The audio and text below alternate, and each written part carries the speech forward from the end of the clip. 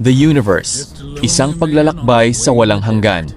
Isipin mo ang isang lugar na napakalawak kung saan ang Earth ay tila isang maliit na butil lamang ng buhangin.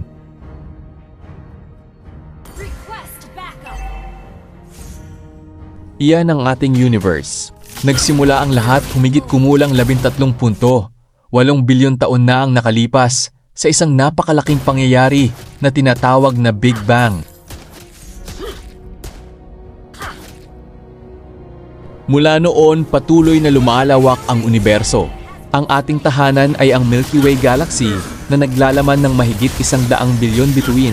Isa lamang sa mga ito ang ating araw at umiikot dito ang 8 planeta kabilang ang Earth. Ngunit ang Milky Way ay isa lamang sa bilyon-bilyong galaxy sa observable universe.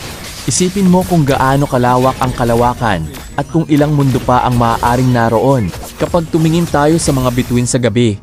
Para tayong sumisilip sa nakaraan, ang liwanag mula sa malalayong bituin ay naglakbay ng daan-daan, libo-libo o kahit milyon-milyong taon bago ito makarating sa ating mga mata. Isa sa pinakahiwagang bagay sa universo ay ang black hole. Napakalakas ng gravity nito kaya kahit ang liwanag ay hindi na makakatakas. Mas nakakagulat pa, ang lahat ng nakikita natin, mga bituin, planeta, at maging ang ating sarili ay bumubuo lamang ng halos 5% ng buong universe.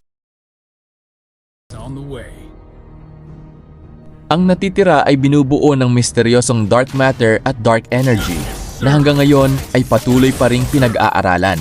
At narito ang isang kahanga-hangang katotohanan. Ang mga elementong bumubuo sa ating katawan ay nilikha sa loob ng mga sinaunang bituin. Ibig sabihin, tayong lahat ay gawa sa stardust. Marahil ay marami pa tayong hindi alam tungkol sa universo. Ngunit sa bawat bagong pagtuklas, mas lalo nating nauunawaan ang ating lugar sa napakalawak na kalawakan. Ang universe ay puno ng hiwaga. At marahil, ito ay simula pa lamang ng ating paglalakbay. Salamat sa panonood.